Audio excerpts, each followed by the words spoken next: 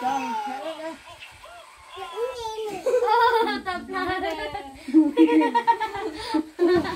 tập lại đi.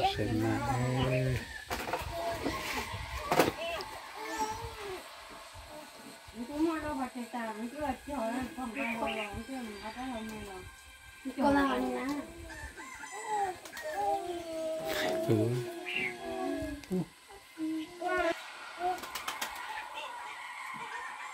Nó ra còn ăn nó mới làm ra nó mới làm.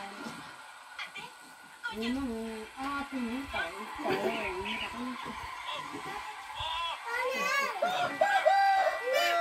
đã có chơi à? À. Tại nó có anh tẩu nhưng cái nó cười rồi.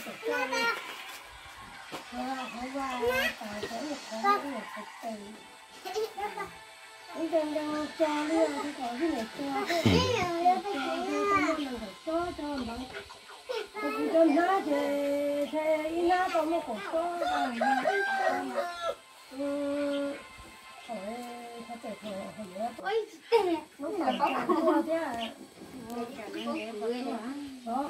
nhà tí tua thế thế rồi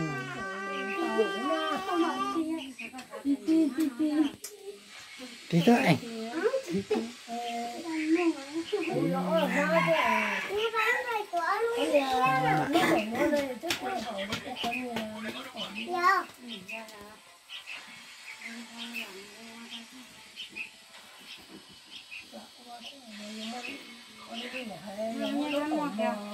ông nó tổng nhà tên là tên thế này tổng cái nào thì nó thấy rồi bảo nó mà nó rong cái người ta phát triển phát triển cho nó phát triển cho nó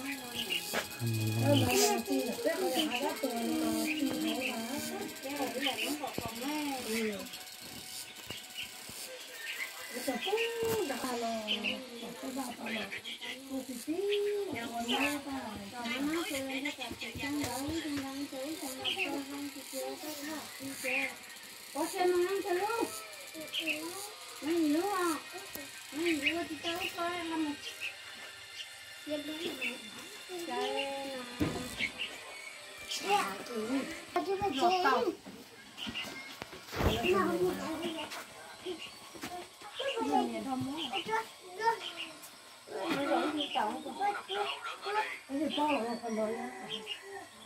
cái nó vẫn nóng hết đi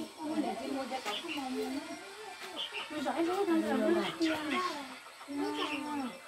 ta nhỏ này nó giá tăng ăn đo nè nè